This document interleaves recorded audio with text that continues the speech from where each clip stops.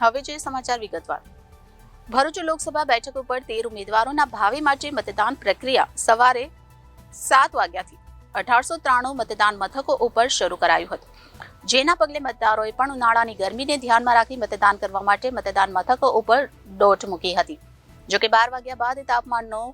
પારો શરૂ થતા જ મતદાન મથકો ઉપર મતદાનની ટકાવારી ઘટતી જોવા મળી રહી હતી. જોકે ઘણા મતદાન મથકોની 100 મીટરની હદમાં જ વિવિધ પક્ષોના કાર્યકરોના ટેબલ બૂથ જોવા મળતા અને રાજકીય પક્ષને મતદાન કરતા ઈવીએમ સાથેના ફોટા સોશિયલ મીડિયામાં વાયરલ થતા ચૂંટણી વિભાગે કાર્યવાહી કરી હતી. ભરૂચ લોકસભા મત વિસ્તારમાં ડેડિયાપાડા, કરજણ અને ભરૂચની 5 વિધાનસભા મળી 7 વિધાનસભા મત વિસ્તારમાં લોકસભા બેઠક માટે મતદાન પ્રક્રિયા 7 મેના સવારના 7 વાગ્યાથી મત વિસ્તારમાં 1893 મતદાન મથકો પર ઈવીએમ મશીન મૂકી મતદાન પ્રક્રિયા કરવામાં આવતા મતદારોએ લોકશાહીના મહાપર્વ મનાવવા માટે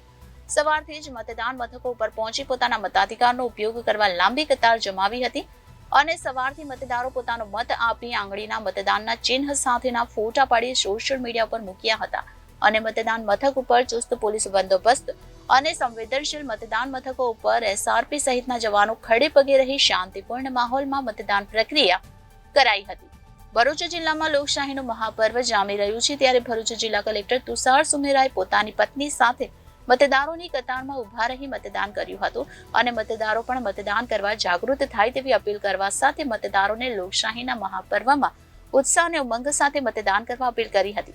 મનસુખ વસાવા તેઓ ભરૂચ લોકસભાના ઉમેદવાર હોવા છતાં પોતાને મત નહીં આપી શકતા તેમનું નામ રાજપીપળા ખાતે મતદાર યાદીમાં નામ હોવાથી આજે તેમણે છોટાઉદેપુરની બેઠક પરના ઉમેદવારને રાજપીપળાની મહારાજા રાજેન્દ્રસિંહ શાળામાં મતદાન કર્યું હતું. જ્યારે ઇન્ડિયા ગઠબંધનના ઉમેદવાર ચૈતરભાઈ વસાવા ડેડિયાપાડા તાલુકાના બોગજ ગામની પ્રાથમિક શાળામાં મતદાન કર્યું હતું. બોગજ ગામ ખાતે આવેલી પ્રાથમિક શાળામાં મતદાન પોતાની બંને પત્ની વર્ષાબેન અને શકુંતલાબેન સાથે કર્યું હતું. ભરૂચ નગરપાલિકામાં ચેતન સોલંકી ફરજ નિભાવે છે અને તેને ચૂંટણીલક્ષી માહિતગાર હોવા છતાં હરખપદુડો બની ભાજપને ઈવીએમ મશીનમાં મતદાન કર્યું હોવાનો ફોટો મોબાઈલમાં પાડી સોશિયલ મીડિયા પર મૂકતા ચૂંટણી પંચના મતદાન મથક પર મોબાઈલ નહીં લઈ જવાના પ્રતિબંધ હોવા છતાં મોબાઈલ લઈ જતા ચૂંટણી વિભાગના જાહેરનામાનો ભંગ થઈ રહ્યો હોવાનું સામે આવ્યું હતું. ભરૂચ લોકસભા મત વિસ્તારમાં પુખ્ત વયના થયેલા યુવાન અને યુવતીઓને પ્રથમ વખત મતદાન કરવાનો મોકો મળતા ઉત્સાહ અને ઉમંગ સાથે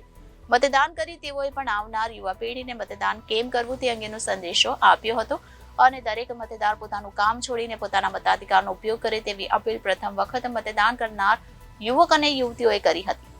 લોકશાહીનું મહાપર્વ એટલે ચૂંટણી અને ચૂંટણીમાં મતદાન કરવું મહત્વનું હોય છે. જેના પગલે ભરૂચ જિલ્લાના ઝઘડિયા તાલુકાના ઉમલ્લા ગામે વરરાજા કમલેશ વસાવાએ લોકશાહીમાં ભાગીદાર થવા સાથે પ્રભુતામાં પગલા પાડતા પહેલા લગ્નની પીઠી સાથે મતદાન કરવા પહોંચ્યો હતો અને મતદાન બાદ લગ્ન જીવન સાથે બાંધનાર છે. તો બીજી તરફ જંબુસર તાલુકાના બોજાદરા ગામે લગ્નમાં કન્યાએ વરરાજા સાથે વિદાય લેતા પહેલા મતદાન કરવાની ઈચ્છા સાથે કન્યા મિત્તલ ઠાકોર નામની દુલ્હન બોજાદરા ગામે મતદાન કરી બાબુલ કી દુઆ લેતી જા તુજકો સુખી સંસાર મિલેના સોંગ સાથે વરરાજા સાથે રડતી આંખે વિદાય લીધી હતી. રાજ્યસભાના સાંસદ અને સોનિયા ગાંધીના સલાહકાર મરહૂમ અહેમદ પટેલની પુત્રી મુમતાઝ પટેલે સવારે કબ્રસ્તાનમાં પિતાની કબર પર પહોંચી દુઆઓ કરી પિરામણ ગામે મતદાન મથક પર પહોંચી મતદાન કર્યું હતું અને પોતાના પિતાને યાદ કરવા સાથે મતદારો વધુમાં વધુ મતદાન કરે તેવી અપીલ પણ કરવામાં આવી હતી. ભરૂચના પશ્ચિમ વિસ્તારના કિન્નર સમાજનો અખાડો આવેલો છે અને અખાડામાં વસતા કિન્નર સમાજને પણ વિધાનસભા બાદ લોકસભામાં મતદાન કરવાનો મોકો મળતા કિન્નર સમાજના લોકોએ સમૂહમાં મતદાન કરી મતદારો પણ પોતાના કુટુંબ સાથે મતદાન કરી લોકશાહીને ઉજાગર કરે તેવી અપીલ કિન્નર સમાજના અગ્રણી કોકિલા કુંવર નાયકે જણાવ્યું હતું. લોકસભા સામાન્ય ચૂંટણીમાં દરેક હરિભક્ત ભાઈ બહેનો પોતાના પવિત્ર મતાધિકારનો ઉપયોગ કરે અને અવશ્ય મતદાન કરે તેઓ પ્રગટ ગુરુ હરિપરમ પૂજ્ય પ્રબોધ જીવનદાસ સ્વામીજી આજ્ઞા કરી તેને ફળીભૂત કરવા જંબુસર હરિપ્રબોધમ પરિવારે સામૂહિક મતદાન કરી લોકશાહીના પર્વમાં દરેકને મતદાન કરવા અપીલ કરી હતી. ભરૂચ કલેક્ટર કચેરીની બાજુમાં આવેલ બહુમાળી બિલ્ડિંગમાં વોર્ડ નંબર 4 નું મતદાન મથક હોય અને આ મતદાન મથકની 100 મીટર દૂર કાર્યકરોનું ટેબલ હોવું જોઈએ,